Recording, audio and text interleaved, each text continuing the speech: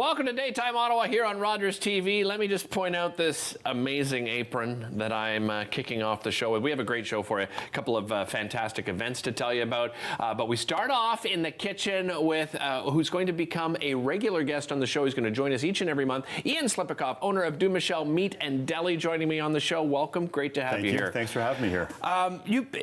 This is amazing that you came to own Dumichel, but I want to go back and sort of talk a little bit about your history and your experience in the industry to start with, Ian. For sure. So let's go back to the 1920s. My grandfather came from Lithuania and he didn't know anything. He knew how to cut meat, and so he opened a butcher shop. So he started Byward Market, had his store, ran it till the mid-80s.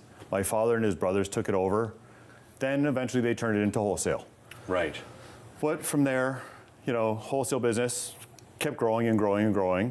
And my father ended up calling me one day and said, "Listen, Ian, I can't handle enough. Can you come and join me?" Okay. Back in 2003. So I joined the family business, learned how to cut meat, learned about the steaks, learned about every cut, what to do, how to transform it, everything that went on. And then back in 2020, I decided it was time to spread my wings. Right. You know, it's hard to stay in your family business forever, and I decided to spread my wings. Well, and things changed within the family business too, right? I remember you telling me that you didn't have that personal sort of connection to the customers as much as you used to, right? Mm-hmm. Yeah, so a lot of things have changed. I mean, COVID happened. So, right.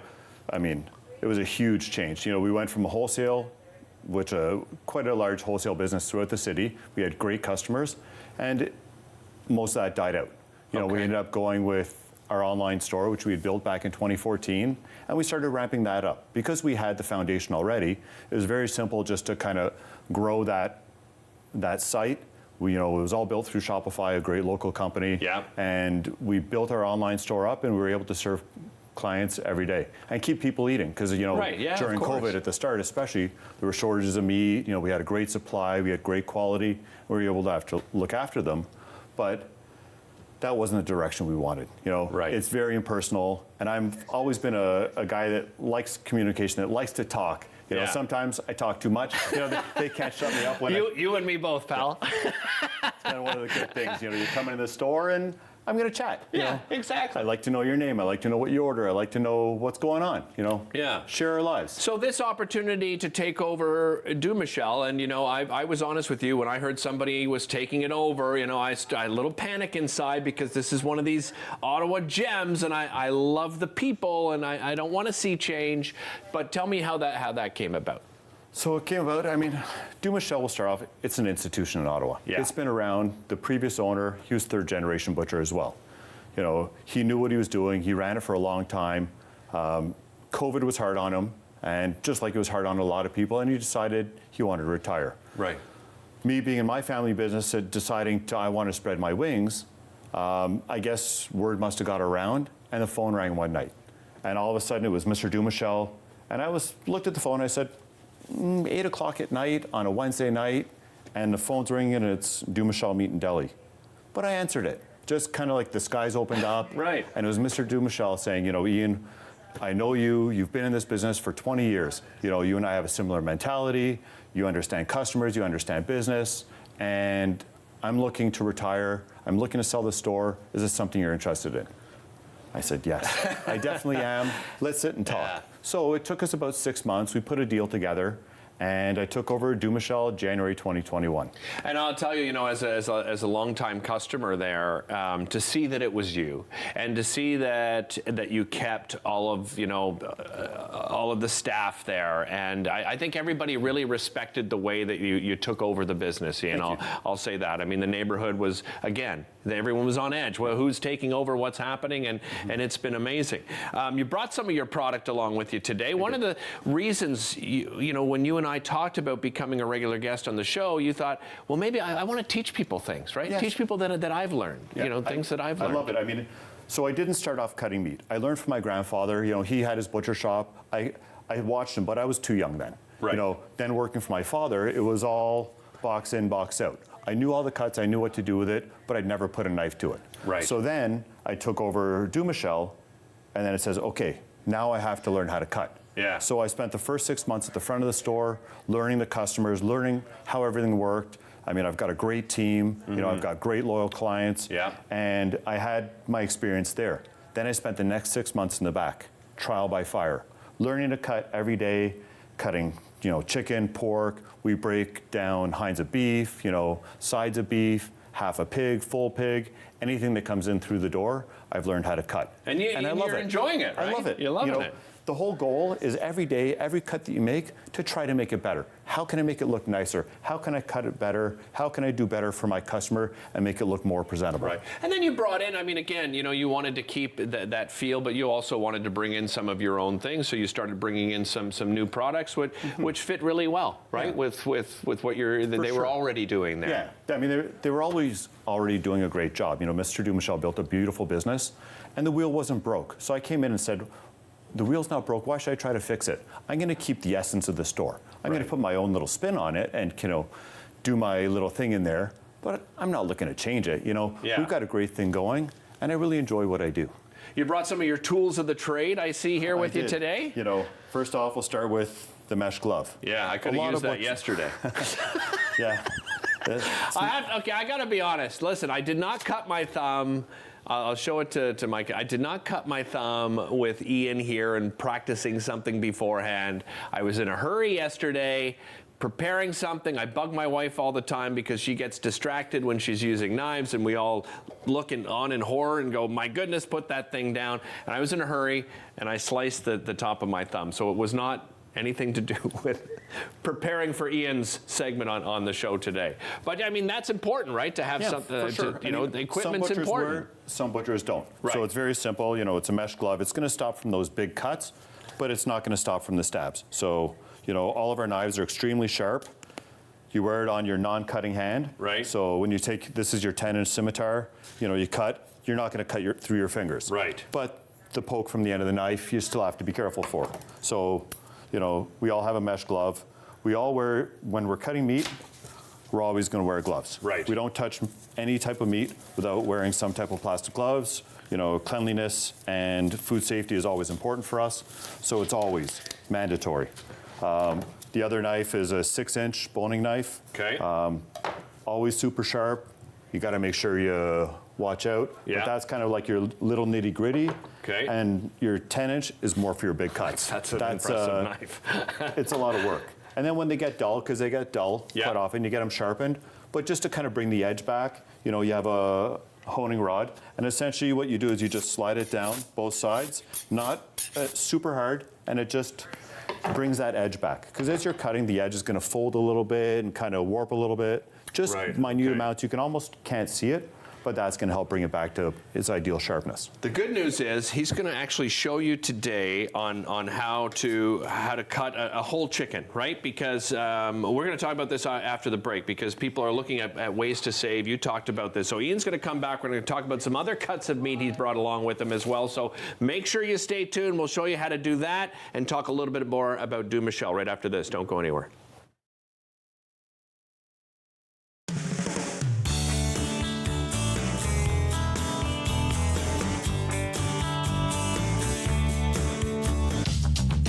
This program is brought to you by Ignite TV.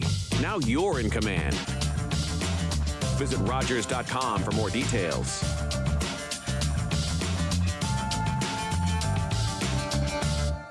With Rogers TV, you can cheer on the home team from the comfort of your living room. We'll head to the rink, the field, the court, or the pitch, so you don't have to. Tune in and cheer on your local amateur athletes on Rogers TV. Everybody knows not to drink and drive, but some people still think it's okay to take drugs and drive. Police have the authority, the ability, and the tools to determine if drivers are impaired by legal or illegal drugs. And because drug-impaired drivers can pose just as great a risk as drunk drivers, they face the same penalties, like the loss of their driver's license, a criminal record, fines, and more. A message from the RCMP, the Canadian Association of Chiefs of Police, and Arrive Alive, Drive Sober. Hi, I'm Meg, and this is Fit Finley, and we're from Fit Over 50. Join me for a new season, which is full of awesome workouts designed for adults 50 plus. Improve your motivation, your strength, and your energy. Join me for a new season of Fit Over 50 exclusively on Rogers TV.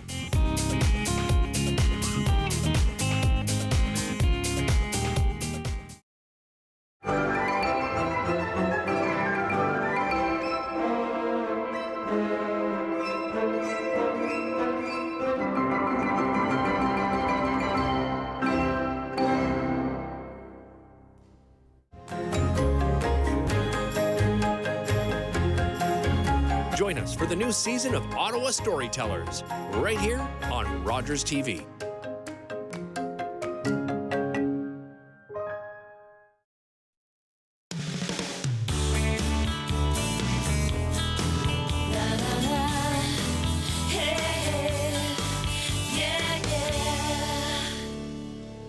Welcome back to the show. We are back with Ian Slipikoff, owner of Du Michel Meat and Deli, which, by the way, is located in Vanier, 351? 351 Donald Street. There you go.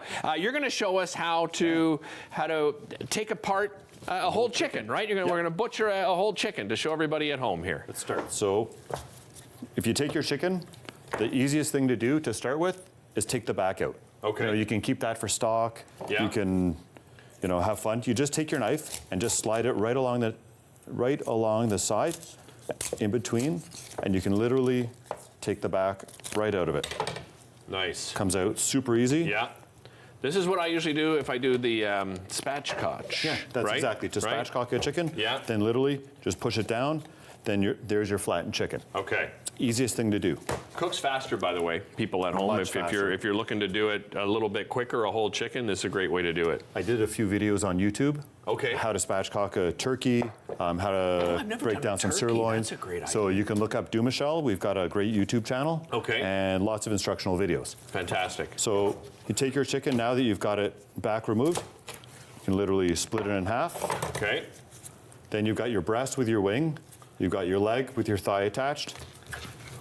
And you can literally feel in between. So you've got your leg and your thigh. Yeah. When you've got your leg, to split your thigh from your drumstick, Right through just the a simple cartilage. cut. Yeah, right through the cartilage in between the bones. You can almost feel that spot.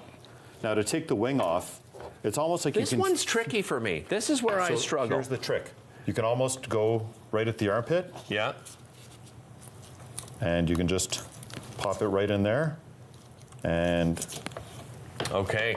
comes out. There's Maybe the it's joint because is I right hit the there. cartilage and then I stop from there and then I start struggling. So you go right through the cartilage. It's that simple. And then when you have a whole chicken, buying a whole chicken versus buying just boneless, skinless chicken breasts or buying chicken legs, you're going to get a lot more value out of buying a whole chicken and breaking it up than just buying boneless, skinless chicken breasts. Right. You can use your bones for stock.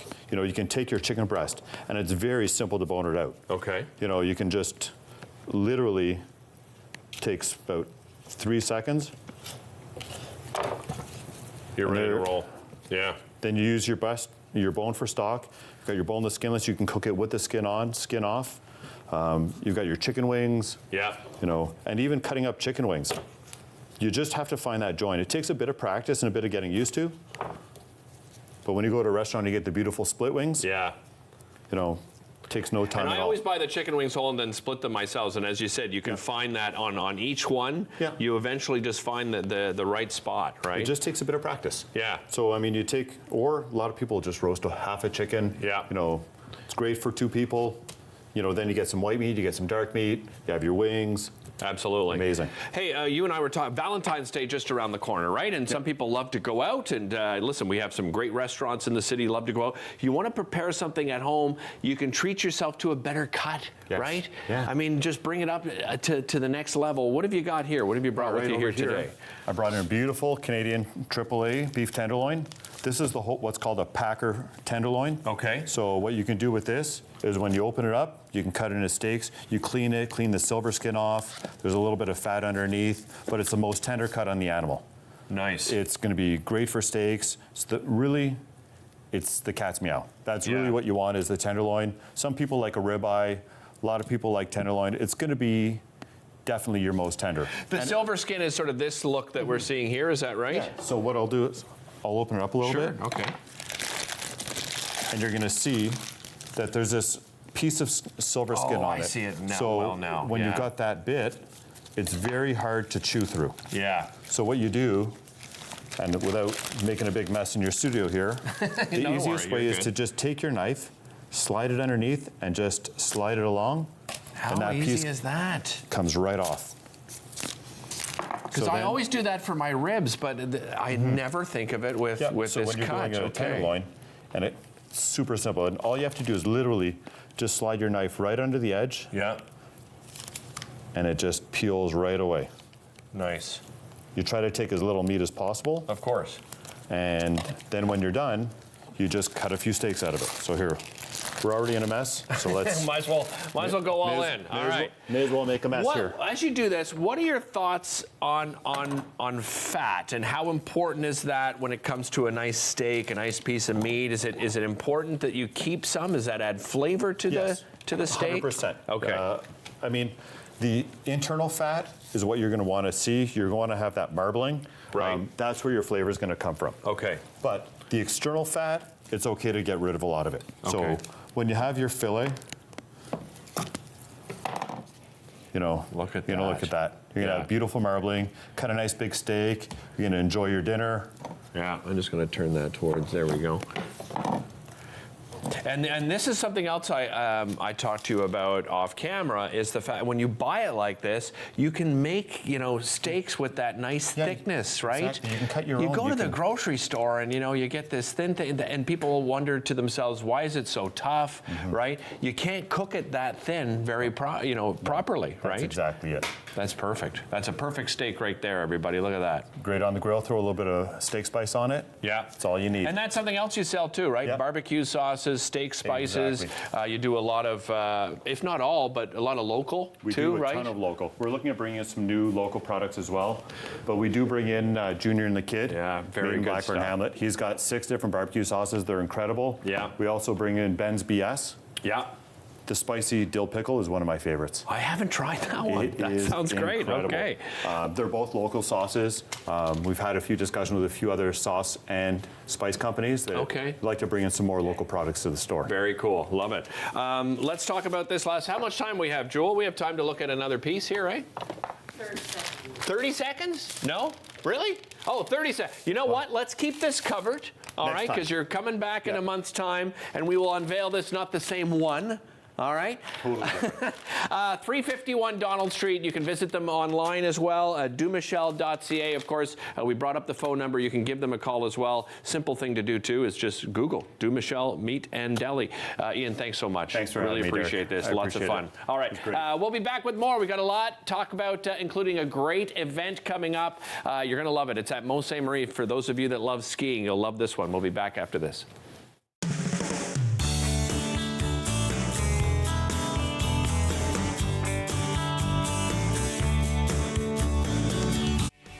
Join us for a special edition of Daytime Ottawa, as we will be live at the Canadian Museum of History to help you kick off Winterlude 2024. We'll tell you what's going on at the Snowflake Kingdom, all the excitement happening down on Spark Street and in the Byward Market. Of course, we can't forget the Rideau Canal Skateway. There are many opportunities to enjoy live entertainment, some incredible artists and buskers, all that happening on our special edition of Daytime Ottawa.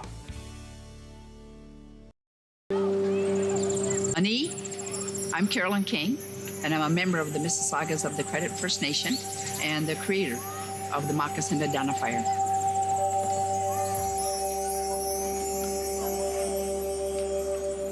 Philip Cote, an artist in Toronto here, took and redrew real moccasins. We're starting over with the children. The idea is that they would research whose land their school is built on, near, or what treaty area they're in.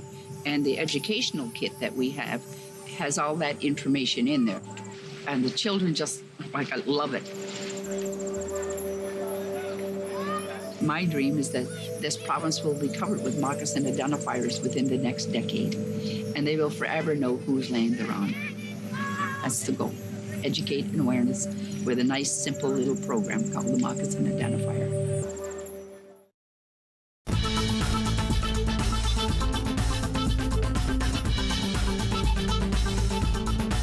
Watch Podium, exclusively on Rogers TV.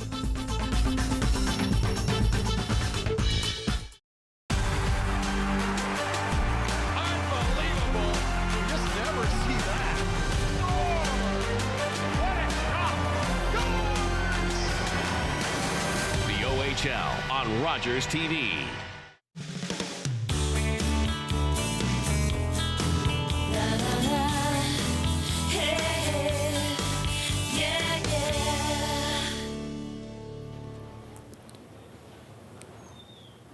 Welcome back to the show. What a great way to raise awareness and raise funds for a great cause. And for those of you that love downhill skiing like I do, this event is for you. It happens at Mont Saint-Marie on March 8th. Here to tell us more about it, I'm joined by Jordan Pumphrey. She is a master's student of cognitive health and multiple sclerosis at the Research Lab and also program officer at the University of Ottawa Brain and Mind Research Institute. Welcome, Jordan. Hi, quite a mouthful, but yeah, congratulations nevertheless. John Chafe is the inspiration for this event called MS in Motion. John, welcome. Great to have you here as well. John, love to start with you. Take us back, I believe it was 1994. You're at the age of 25 and you're diagnosed with multiple sclerosis. Take me back to that diagnosis. It was shocking. I mean, it was not supposed to happen to me, but it happened. And I progressed really quickly after I was diagnosed. Within a year or two, I started using a cane and a walker, and it just kept going downhill from there. And then fortunately, when I was about 32 years old, I just happened to walk into my doctor's office after hearing him on the radio in the morning talking about an experimental stem cell transplant. Really? Which I just happened to have the appointment that day. I walked in, he looked at me and said, "John, you'd be good for it." So I had the transplant done. I was supposed to be the first one, but I became the second person to have it done. And there was a risk of death, of course, with every transplant there is. Right. But it worked out for me. And there were 24 patients, experimental patients, and now it has been proven to be successful. Amazing. So it is a lot because of the risk in it.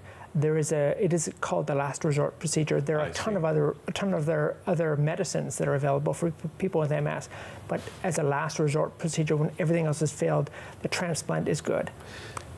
So I was going to say, Jordan, listening to John, for those that aren't aware, multiple sclerosis is very different for each individual, right? Mm-hmm. Give us an idea of what is it exactly? How would you describe it to people at home? Yeah, so to describe MS simply, it's basically your own immune system is attacking a coating we have on the neurons in our brain. And that coating is really important for messages to get from one neuron to the other.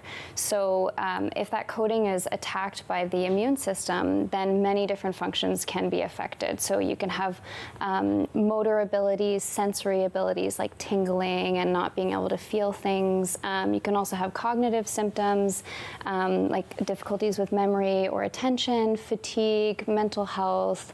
There's a variety of really anything controlled by the brain can be affected by MS. So it looks different for everyone. So John, did it then just stop the progression, or did it reverse some of the symptoms of MS? For me, it stopped it. Okay. So I'm exactly the same way I was 23 years ago now, except for some more gray hair.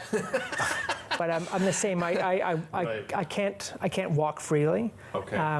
I can use a cane sometimes, but other than that, it's the same. It's been halted for 23 years, which is great because they thought that if I didn't have the transplant, they thought that if I didn't have anything within 5 years, I'd be bedridden. Okay. So the transplant just became more appealing. John, I mentioned too that you're the inspiration behind MS in Motion, this event. Have you always been involved in giving back to the MS community?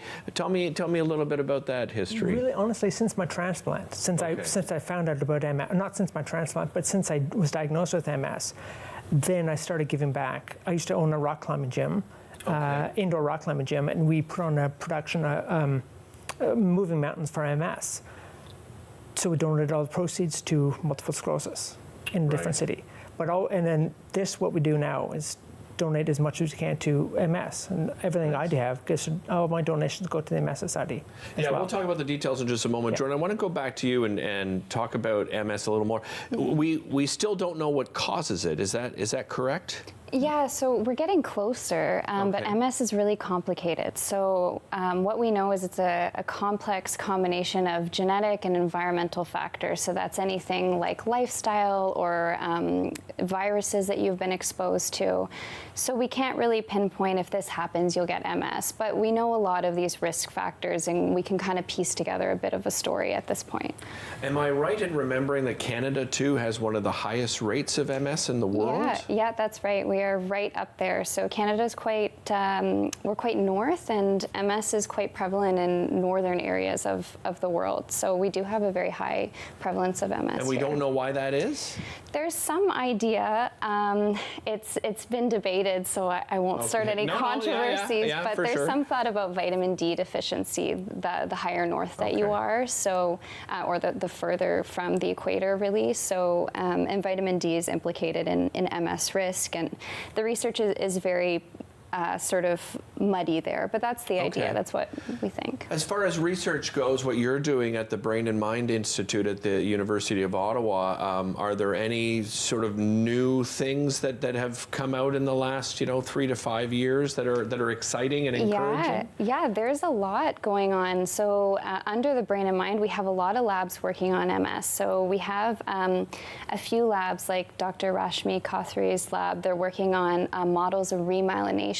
So remyelination is actually repairing the damage that's done by MS. So like John said, with his treatment, he hasn't progressed further, and we don't have any treatments yet to actually repair some of the damage, so you can get better from where your MS has taken you.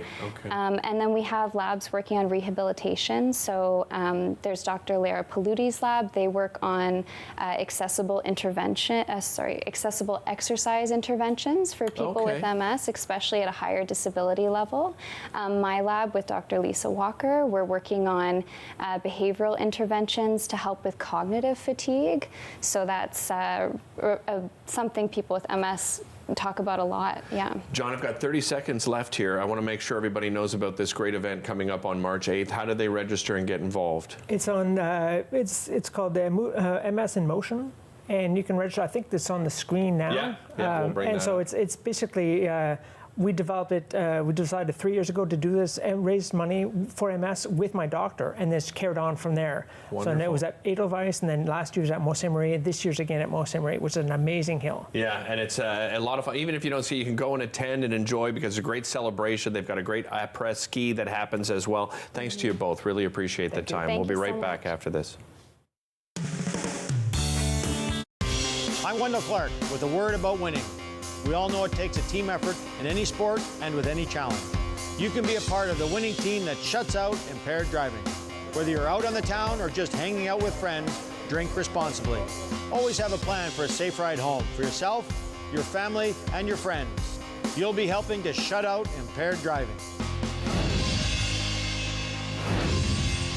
Visit ArriveAlive.org to find out more. Arrive Alive. Drive sober.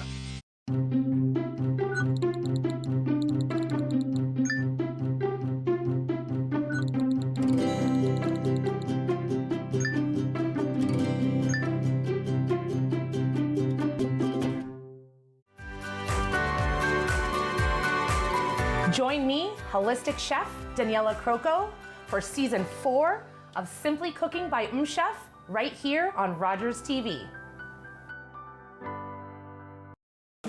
These days at your local Legion, we're marching to the beat of a different drum.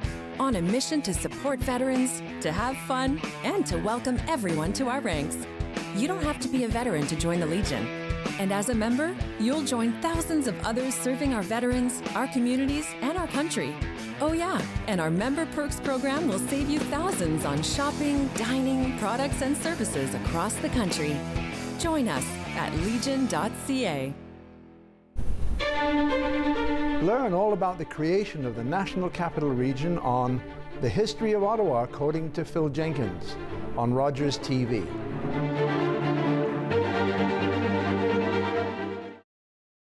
Public transit, garbage pickup, parks and recreation programs, snow removal on your street. How can you stay informed about these and other important local services? Tune to City Council coverage on Rogers TV. See your community leaders at work on Rogers TV City Council coverage.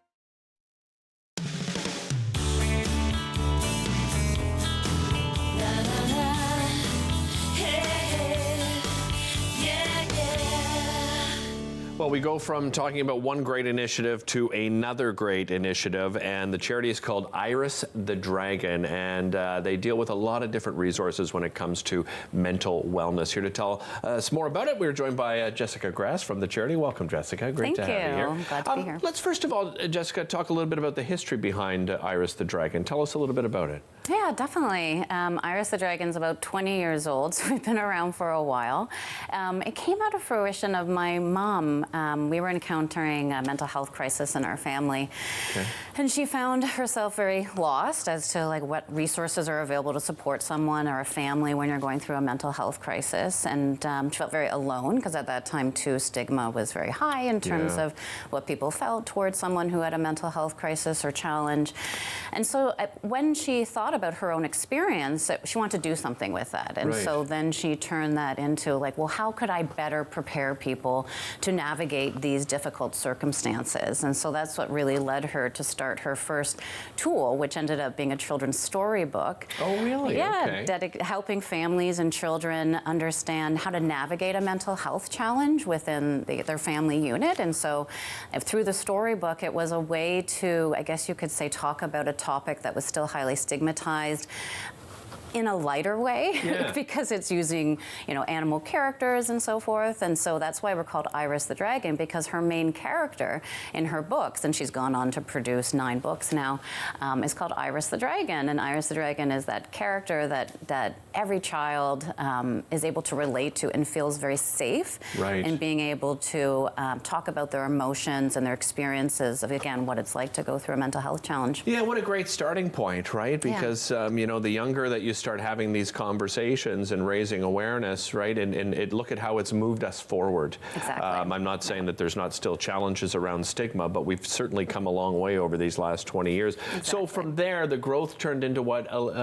Providing more resources then around that mental health field? Exactly. Yeah, I think we really started to see that a lot of people aren't prepared for difficult times in life. Right. I think we can all say that, right? Yeah. Like life is going really well, and then suddenly you're hit with a physical illness or a mental health illness.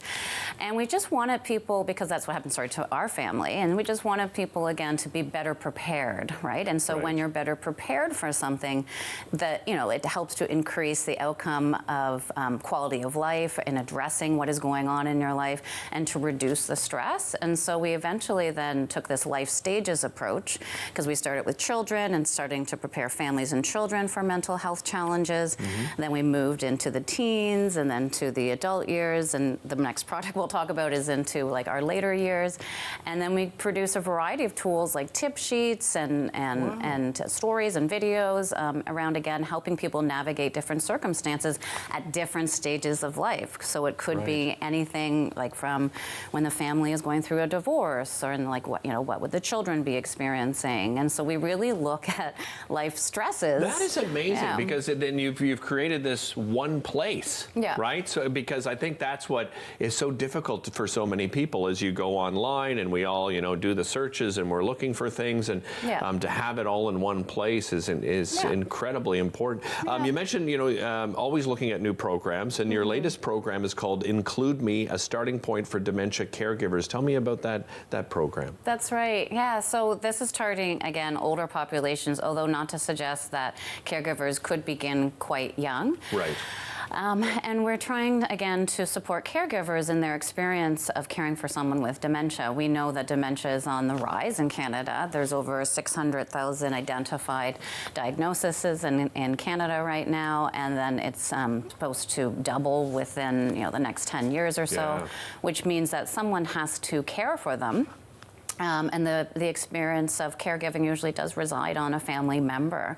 And so again, this what you could say is another of those life stresses, that as you move through your life stages, that eventually it's most likely you will be in a caregiving role. And so while obviously we are also trying to address people's understanding of dementia and being more acceptable and understanding the behavior, kind of like how, again, the stigma that happened around mental health, but the program really is a starting point, as the title says, for caregivers of those with dementia to, again, understand what's ahead of them. So it's like a roadmap. We try to create a roadmap for them. And it's a pilot project right now, but you're encouraging our viewers to get involved. They can get involved in what way? They can get involved by going to, I think the link will show hopefully on the television.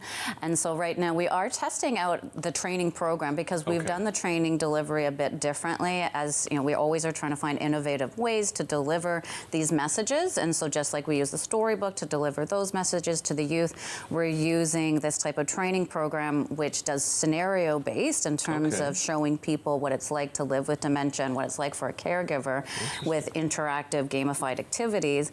And so we are testing its effectiveness in terms of how people respond to this type of training tool. Do they get the information they need? Do they get the skills they need in order to be able to navigate a caregiving experience? So if you go to the link, you'll be then directed towards a survey which SE Health, who's one of our partners in Toronto area, is helping to facilitate the effectiveness study. So can we do this type of training again? And again, is it actually helpful? Hopefully it will be for those that are caregivers of those with dementia. Being a charity, I wonder where's your funding come from? Is it all private donations? No, we do get government funding. Oh, excellent. Yep. So this particular project is being funded by PHAC, the Public Health Agency of Canada, and their big focus right now is on creating a dementia-inclusive society and helping again people understand dementia-related behavior in order to again create a more inclusive community and receptive and understanding when we encounter people with dementia in our community. Yeah, I mean, because it's frustrating both for the person that is going through it and caregivers in particular too. They're going through this journey and as you said, oftentimes they feel isolated, they feel alone, they have no idea how to navigate all this. This has been a great awareness conversation. Really appreciate the time, Jessica. Thank you so much. Again, we did bring that up on the screen, but it's bit.ly/dementia-caregiving. So if you want to get part of that initiative and share some of your thoughts on it, make sure you go to that website. Would really appreciate it. We'll be back with more right after this.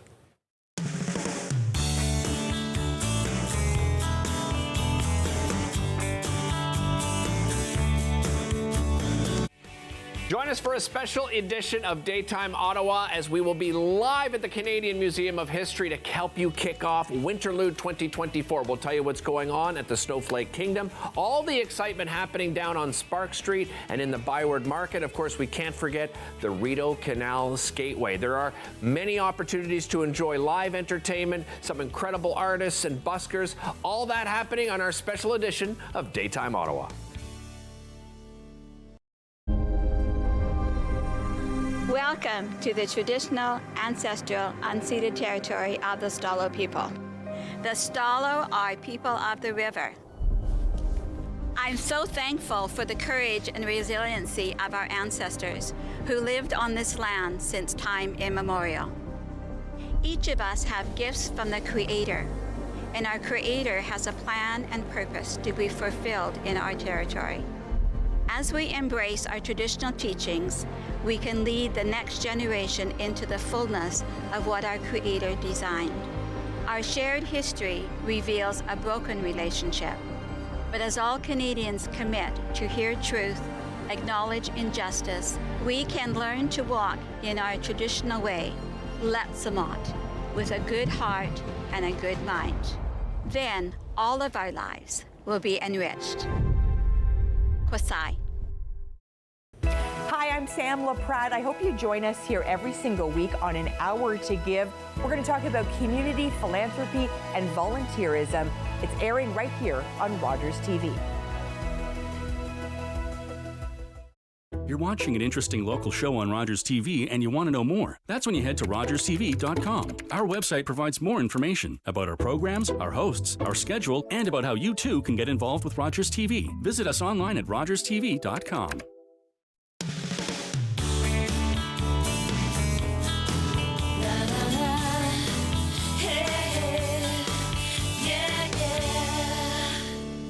Welcome back to the show. We are back talking about an important topic, and we have both Doug and Graham on the show on a monthly basis to talk about finances.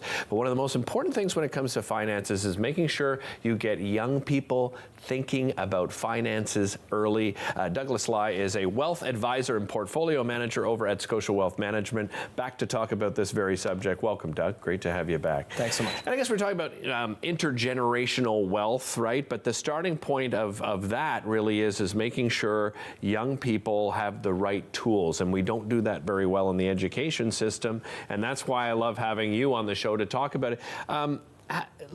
When do you start? How young is young should we be thinking about as adults? Yeah, so this topic I thought would be useful because a lot of the conversations I've been having with clients more recently does prioritize, okay, how do I get the younger generations involved with the discussion of money or that transition of wealth, like you said. So when it comes to the investment side of things, typically, if you think of someone's children, you usually start at that age of majority, right? Depending on the province. That's when you can look at the investment realm in particular. So I don't know about you, Derek, but my whole family's in healthcare, so I didn't get into finances until a little later on in life. But certainly, the earlier you start, in our opinion, the better off you are long term. For sure, and there are a couple of things we can look at today where young people can actually start when it comes to saving and in particular investing that savings instead of just sitting it in the bank. Nothing wrong with that if you need some access to it, but speaking of access, something like a TFSA is a great starting point, right? Absolutely. I think usually when it begs that question of where is that starting point, if you've built up a little bit of nest eggs, funds, two things that usually hit my radar are the tax-free savings account, or TFSA, but in particular, the new one is the First Home Savings Account, or the FHSA. Okay. So I know we won't have the opportunity to get into the weeds of everything, but I really do just want to highlight that First Home Savings Account because it was literally invented just last year. And it's a really good tool for those wanting to save specifically for their first home. Okay. So there's going to be tax benefits involved. When you contribute into this account, you can actually reduce your income. So you get a bit of a tax break. And fast forward, and assuming this account grows for you, when you withdraw from it and you use it towards a qualified first home, you can withdraw from it tax-free. Okay. So you can imagine that there's a lot of good things here. Now, again, there's going to be parameters around this account. One of those being you can only contribute $8,000 per year for 5 years, but that can be a pretty good contribution towards that first home if you use it wisely. But the criteria is you have to use it on a home, right? So let's say you've done the 5 years, right? You've invested, you've obviously made interest off that investment. You've got a great advisor like yourself to help people with that, and at the end, let's say you don't buy a home. What happens at that point then to the money? So there's a few caveats there, but one would be assuming you have, for example, RRSP contribution room for a registered retirement savings plan. You can shift it over, but from the use of the account, the purpose would primarily be let's use it towards that first home for your saving purposes. If you didn't do either, maybe you don't know the answer to that. If you didn't do either, do you have to give back the interest gained on that? But you still keep the original investment? In that event, there could be some penalties involved because essentially there would be that tax deduction you would have benefited from that perhaps other Canadians wouldn't have had that same opportunity. And then if you're not using it for the use for first-time home, then it makes things a little bit trickier. So it would be something where there's potential for penalties to be involved. Okay. Let's talk about the TFSA as well, because that's another great investment tool. How does that work? So the tax-free savings account, again, you're eligible once you're age majority, assuming you're a Canadian resident, you have a SIN number, but it's something where you can contribute currently up to $7,000 per year as of 2024 into this account. And so when you put money into this account, nothing really happens, You don't get a tax break. But once you start investing, that's the benefit. Every investment would grow tax-free within this account. And if you do need to access this account, you can withdraw it tax-free as well. So the TFSA, just to let you know, I believe it was 2009 that it was invented. So there's actually over $90,000 of contribution room accumulated, assuming you've never opened a tax-free savings account and have been eligible since that point. So it's a really good savings tool to shelter your investments. And zero penalty for taking out the money, unlike an RSP where you may have to pay taxes down the road. Exactly. How do we get young people into the habit of saving? What advice would you give? So that habit of saving, it's something where the earlier you start, again, I do strongly feel that later on down the line, even if you don't benefit it from it right away, you typically look back after 5 years, 10 years, and you look at that savings and say, wow, I'm really glad I did that. Yeah. Some of the tools that when you collaborate with, parents, grandparents who are helping those younger generations, one of the things that we like to do is have a little fun with it. Okay. So, for example, if someone's children start saving $500 a month from their part-time work, right? You can ask the parents, are you comfortable actually matching that savings? And now you're reinforcing that good behavior of saving on an ongoing basis. Even further, to be honest, we might select on the investment side companies that those children are familiar with. Right? They have and buy products from those very companies. Yeah, I never thought of that. And so therefore they have an emotional attachment. They get a little more excited about their finances. At least that's the hope. Very quickly, I got 60 seconds left, but gifting versus lending money to your children. What is the difference between those two things? So the idea of that intergenerational wealth and perhaps helping out the younger generations during your lifetime, as opposed to leaving it all upon your estate, for example. This is something that varies from family to family depending on importance, but you can either, for example, gift funds to them directly, those younger generations, or you can actually say, I'm going to lend you these funds to help you out with your vehicle purchase, your home, but I want you to pay me back for that, right? Right. So there's going to be little nuances there where discussion points happen together with those clients that are parents, grandparents, but ultimately most people want their kids to be independent at some point overall. So it's a great learning, teaching moment for them. Doug, always a pleasure. Thank you so much. Really appreciate the time today. Find out more information, by the way, by findyournumber.ca is the place to go, and Doug, Graham, and the rest of the team can help you out. We'll be right back after this.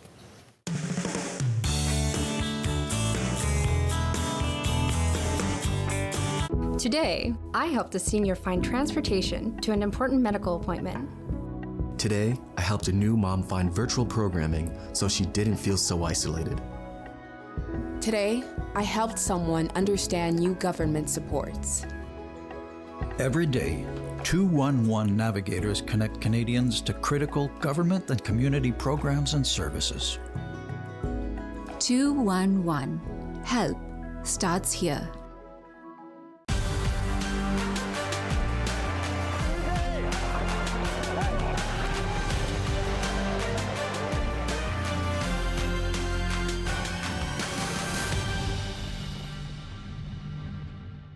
With Rogers TV, you can cheer on the home team from the comfort of your living room. We'll head to the rink, the field, the court, or the pitch, so you don't have to. Tune in and cheer on your local amateur athletes on Rogers TV. I still remember the games, the laughter, the footsteps through the hallway. I'll never forget the hard times. Every day I come back from work, it's always like this. We're yelling in front of the kids. The help we needed. How far we've come.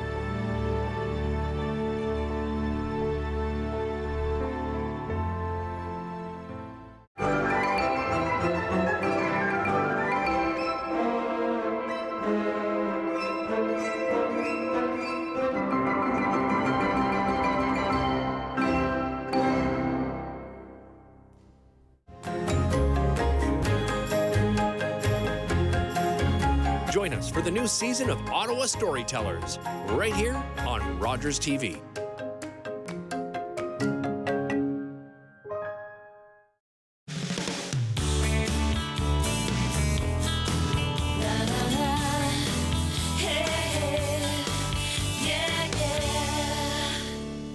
Welcome back to the show. My next guest is back in studio because they have another fantastic production happening. Velvet Wells is the creator and producer of Velvet Duke Productions. Welcome back, Velvet. Great to have you here. Thank you, Dave. This one is, correct me if I'm wrong, perhaps a little different than some of the others we've talked about, where you're bringing some special guests along for the ride.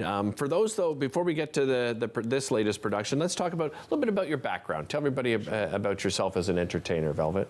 I am an entertainer. When I first moved to Ottawa, I was part of the Fringe Festival, and I did a solo puppet show.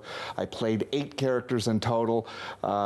I could do it. Not many people's brains race that fast. So that's one thing I do. I do musical improv, which is this thing. Stage shows. I've written plays. I've been in plays. I was on Mr. Dress Up way back. Really? Way back. I forgot about that. That's amazing. So I've had an opportunity to be in different parts of the entertainment industry, and in this part of my life, I want to do what sparks joy, as they say. And that's musical improv. And for people that aren't familiar with how that works, it's very interactive with the audience. It's a lot of fun. And yeah, I was overhearing you talking to some of our guests in the green room. You know, most of the time it's fun and there's some comedy, but sometimes there's a serious component to it too, isn't there? That's right. It's made up on the spot. It's based on both my energy, the audience's energy, and sometimes it calls for something that's a bit more serious. If it's topical, especially political or something very serious, they don't want to be the butt of the joke. Right. So I'm not going to do that. Yeah. I don't lean all of my material that way. I like to smile, I like to laugh, and I often find the silly within the moment, but I'm open to whatever the emotion is. Yeah, regardless, it's always entertaining. And as I said, this is a little bit different because you're bringing a bunch of guests. Let's talk about the guests. What sort of lineup do you have for this one? I have a stand-up who's going to be my host. It's Jennifer Brigden, a local. Everybody is local to Ottawa. Nice. So she's going to be my host so that everybody comes in energized and, gets their laugh on. After that, I have Zoe, the poet. Zoe Roy. With her zoetry? That's right. Yeah. The hip-hop spoken word poetry. Nice. I also have another improv team, Randolph and Bianca. They are a real-life duo I'm not sure they're going to bring us their drama necessarily, unless that's somebody's suggestion. But they're very funny individually and together. And then as part of the radio component, my part of the show, I have somebody who's Joshua Mayo is going to come in and do some sketches for the news update. Oh, nice. So we'll find out how pointed or how silly that gets. But that was something I did originally myself, and I'm trying to divest how many hats I wear because I'm still the producer. I'm still the everything else. Yeah. The interactive part, let's go into more detail on that. How does that work exactly with the audience? Typically in improv, everyone shouts out a suggestion and hopes to be heard or hopes not to be picked. It's one of those two things. In my show, partially because I'm hard of hearing, I have people submit their suggestion ahead of time through a form. And then from that form, I have it randomized. So there's no way that I can cheat and prefer certain suggestions over the other. I won't find out that suggestion until it comes up in the moment. So there is still that surprise that happens for everybody. And then to back that up, because I'm singing, I have backing tracks that are also randomized. I won't know those either. So it may be a rock song, it may be a folk song. I won't know. Tell me about that challenge. What is that like for you? I'm just sure, I mean, it's exciting, but is it nerve-wracking too? What kind of challenges does that pose for you?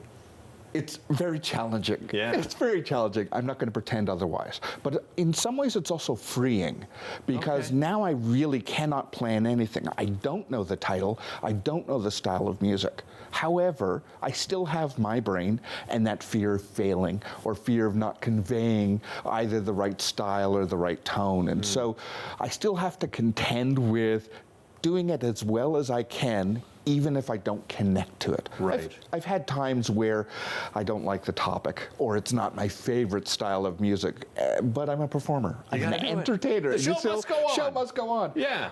I akin it to karaoke, where even the best karaoke is finished after 3 minutes. Right. And thankfully, after 3 minutes, the worst is also finished. So I would prefer people come in with that spirit to it.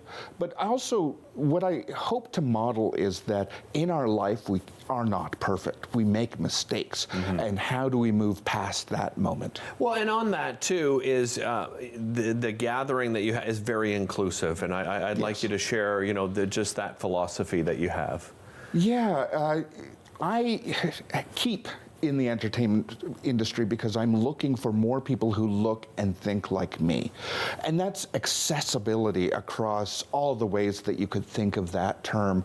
Not everybody gets a voice. Not everybody gets that stage time. Not everybody sees themselves in the audience or feels their life story reflected from the audience. So I try to bring in people who are of like mind, like spirit, and we may not always agree. We may not always have the same challenges, but at least in that moment we can come together and create something. And you give this this great atmosphere of accessibility where everybody feels welcome. I've run out of time, but I will tell everybody just after the break how you can get involved, all the dates and so forth. They came up on screen, but I'll remind you in just a moment. Velvet, thanks for joining me. Thank you. Really appreciate it. We'll be back with more right after this.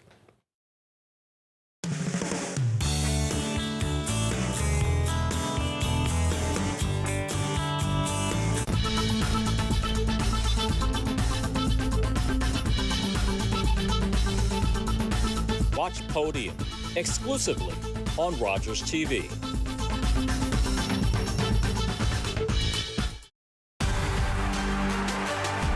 Unbelievable. You just never see that. What a shot. The OHL on Rogers TV.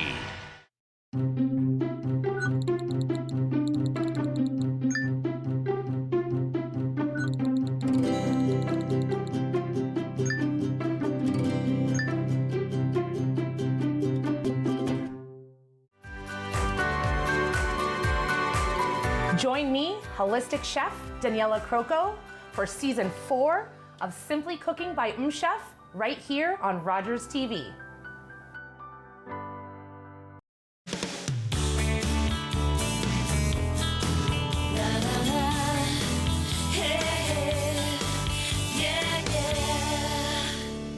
Welcome back to the show. Big thanks to Velvet again. You can catch their show on a few different dates, actually. There's 3 dates. Again, it's the latest production of All Request Radio with all of those special guests that Velvet just talked about. Live on location, Atelier Studio at Arts Court. That's at 2 Daly Avenue. This coming weekend, February the 3rd is the first show, March 1st, and then April 6th, the shows run from 7:30 to 9 p.m. Doors open at 7:15 p.m. So make sure you take advantage of that. MS in Motion, the Ski, Celebrate, and Make a Difference event. That is happening at Mont Saint Marie Ski Hill. It's going to be an absolute blast. Friday, March 8th from 10:30 a.m. to 5 p.m. They have that après ski. The best suggestion I have, because it's a long website, is to just look up and do a search on MS in Motion at Mont Saint Marie, and you can find out all the details on that. And again, that free online training, starting point for dementia caregivers, bit.ly/dementia-caregiving for that. We have a great show for you tomorrow. We are live on location at the Canadian Museum of History to kick off Winterlude, so make sure you tune in then. Connect with us by visiting our website or email us at comments@rogerstv.com.